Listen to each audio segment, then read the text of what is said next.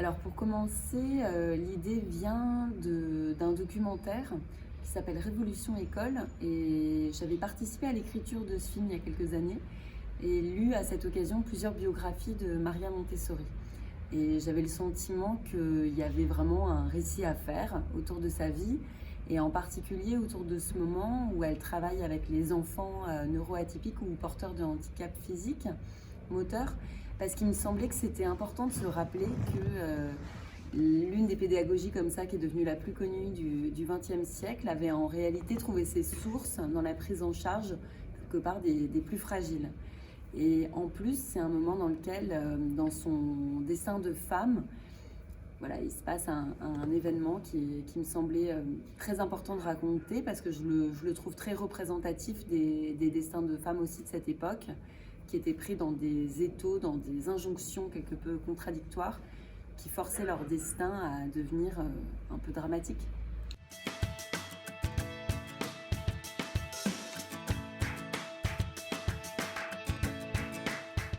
J'étais plus que honorée que Jasmine accepte de travailler avec moi puisque je suis une grande admiratrice de son travail de comédienne. Depuis toujours, j'ai l'impression qu'elle a vraiment nourri depuis ma prime jeunesse ma cinéphilie puisqu'on a presque le même âge et qu'elle a débuté dans un film que j'ai découvert quand j'avais peut-être 17 ans. Et j'avais déjà été bouleversée par elle, puis je l'avais revue dans un autre film peu de temps après aussi, parce que c'est des films qui avaient eu beaucoup aussi de visibilité en France, donc La Chambre du Fils ou Nos plus belles années, Nos meilleures années. Nos meilleures années.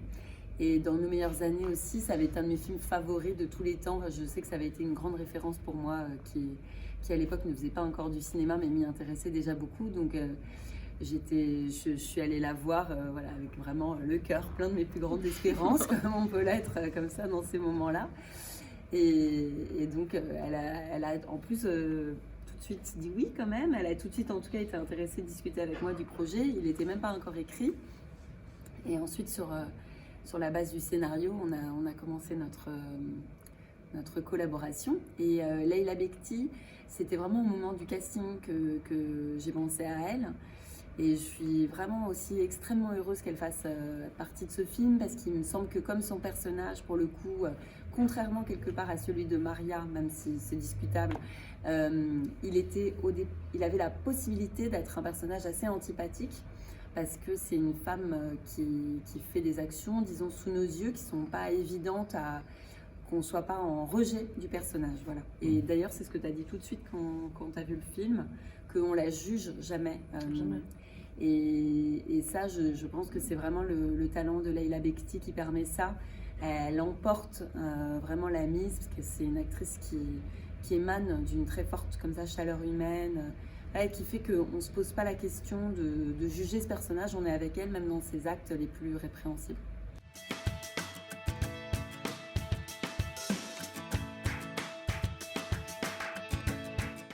Oui, hyper connu, mais pas seulement en Italie. Je vois que c'est surtout ailleurs que Maria Montessori devient une sorte de mythe, non?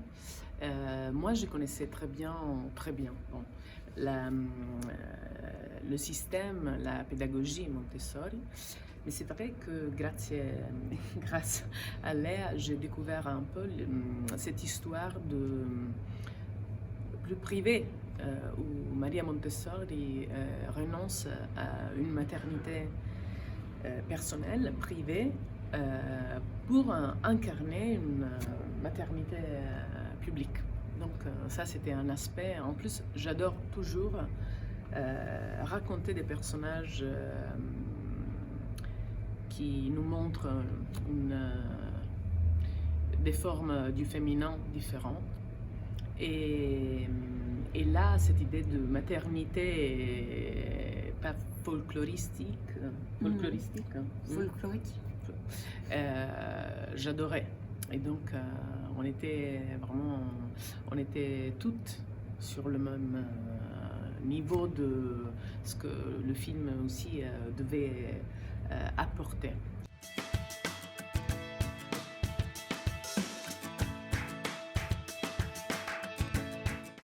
C'est vrai que quand j'étais petite, il y avait encore la monnaie italienne. Donc il y avait sur la taille de 1000 lire, il y avait la figure de la Montessori, qui était déjà la Montessori un peu, voilà, une dame, on peut dire un peu âgée. Donc, ça m'amusait beaucoup de faire une transformation comme ça. Mais en fait, on raconte la Montessori avant que devienne la Montessori. Et, et c'est toujours bien de travailler. On a travaillé avec une costumière magnifique, une équipe qui a vraiment construit. Mais tout le film, je trouve que c'est pas seulement le message, c'est vraiment un film dans le cinéma que j'ai beaucoup aimé, autant que spectatrice. Et j'étais vachement bouleversée par le film. J'étais aussi admirative de Léa et de son premier film.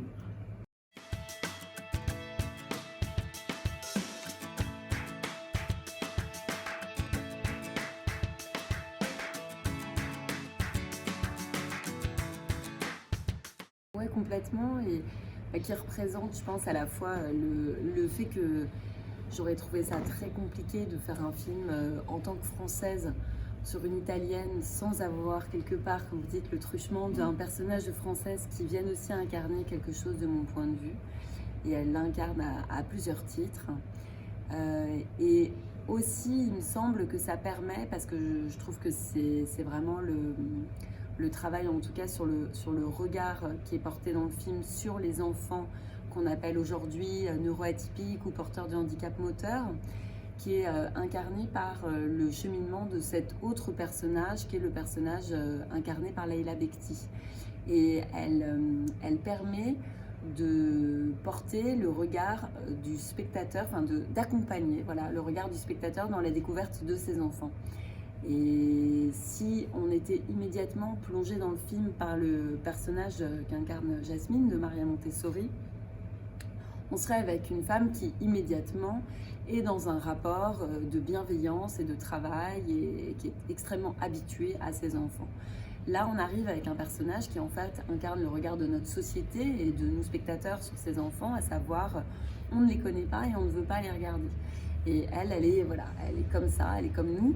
Et je pense que c'est très agréable pour le spectateur d'avoir la possibilité d'avoir quelqu'un qui va quelque part être de son côté, ne pas le juger, d'avoir ses a priori, mais qui en même temps va, comme le spectateur, je l'espère, être transformé par la rencontre avec Maria et les enfants.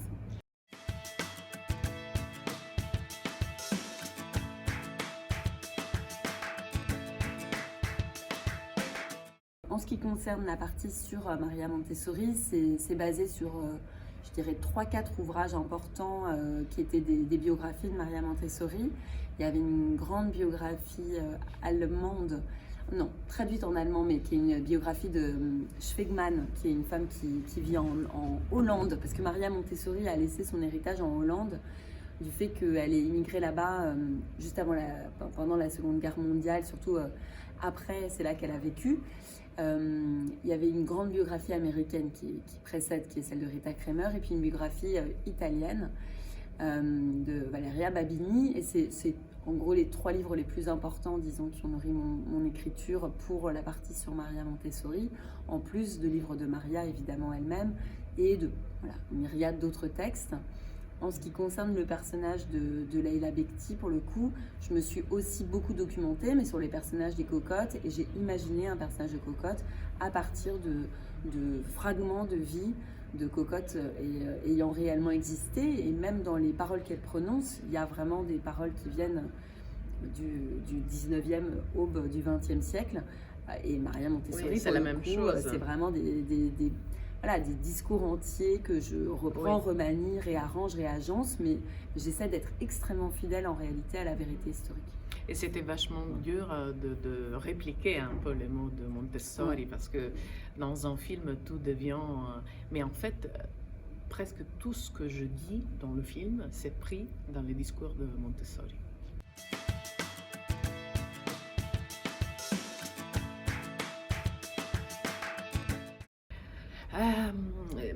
Pour moi, autant qu'actrice, Ce qui s'est passé sur le plateau a été l'expérience la plus forte et originale, dans le sens que quand on devient des acteurs qui travaillent pour des années avec des autres acteurs, parfois on perd un peu la capacité d'être vraiment à l'écoute, de se laisser surprendre par les autres. On est toujours concentré par comment on se déplace dans l'espace, comment on donne la réplique. Et pour moi, l'expérience de recevoir une énergie insoutenable, ingérable, c'était amusant, c'était fort, c'était bouleversant. Et donc, je ne fais pas la pause en disant que pour moi, le travail avec Leïla, on était comme compagne, mais avec les enfants, tout a été incroyable. Ce qui est étonnant et ce qu'on n'imagine pas, c'est à quel point les enfants jouaient aussi. C'est-à-dire, il y a vraiment beaucoup de scènes, et forcément pas toutes. Il y en a qui ont un aspect quelque part plus documentaire, mais il y a aussi beaucoup de scènes pour lesquelles on s'est vraiment entraîné, on a vraiment répété.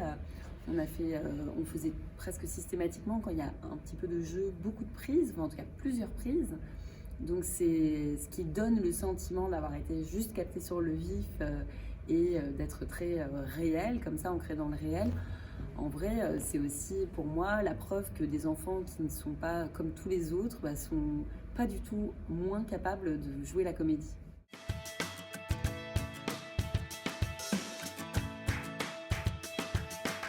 Bien sûr, mais par contre, ça recouvre une réalité qui est d'une immense variété. C'est un terme qui, en fait, va recouvrir un enfant qui, à cause d'un accident à la naissance, a des difficultés motrices, un enfant qui est sur le spectre autistique et qui est non parlant, mais ce qui ne veut évidemment pas du tout dire qu'il ne comprend pas ce qui se passe. Donc, c'était des enfants qui avaient des profils extrêmement variés, que finalement ça montre bien comme on les connaît peu que de les mettre dans la même catégorie, puisque en vrai voilà, chacun était lui.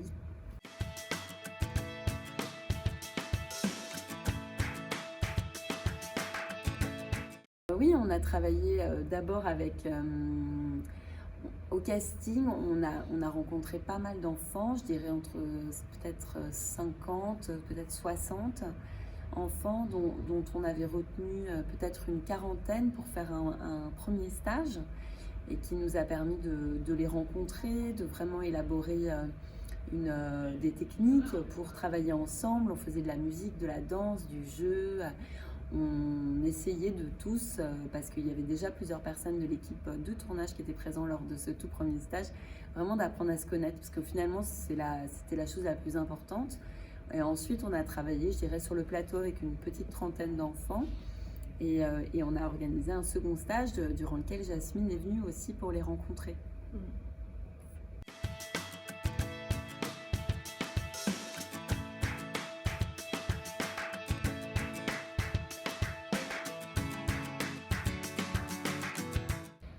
J'avais été fascinée de voir que Maria Montessori avait eu comme dans sa vie une période très féministe qui était celle-là.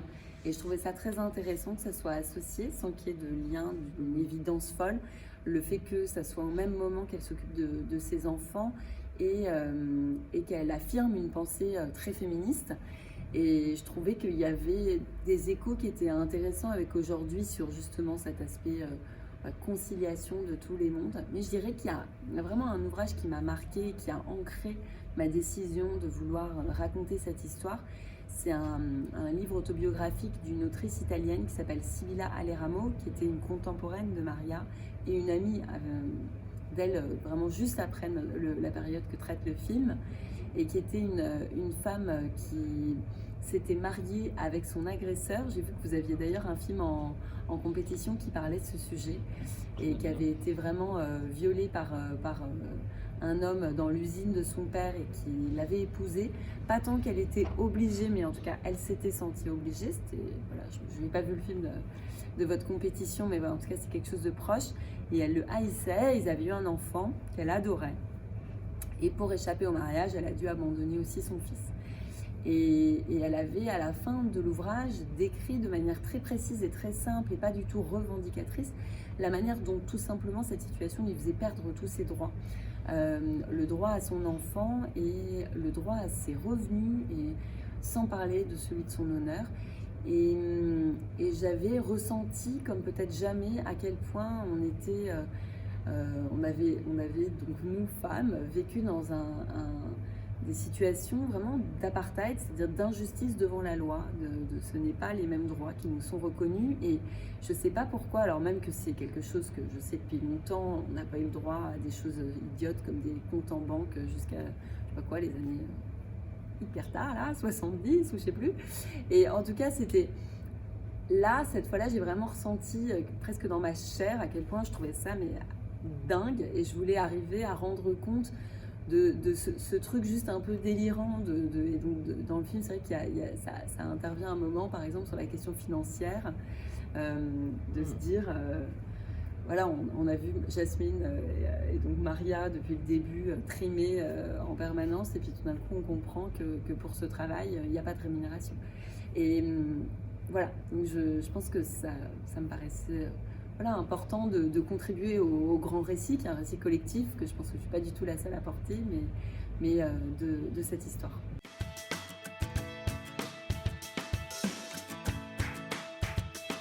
Moi, c'est vrai que après le film de Léa, je suis revenue en Italie. J'ai tourné beaucoup, une série en fait sur le roman de Elsa Morante qui s'appelle La Storia. Et donc ça va être une série pour la télévision publique italienne. Et après aussi une série avec Valeria Golino à la mise en scène. Et une série sur le monde du porno. Donc j'ai vraiment un peu exploré tout. et là je suis en retraite. Non, moi ce que je peux dire, c'est qu'en tout cas ça m'a beaucoup plu comme expérience, puisque c'était ma première mise en scène de fiction et que j'aimerais réitérer. Et tout en gardant, alors je ne referai pas a priori, en tout cas tout de suite, un film avec les enfants avec lesquels j'ai fait ce premier long métrage, mais par contre le fait de travailler dans un mélange avec des actrices ou des acteurs professionnels et des personnes au contraire non professionnelles et qui viennent de différents mondes, c'est quelque chose qui, je me suis rendu compte, me tient vraiment à cœur dans la manière de faire.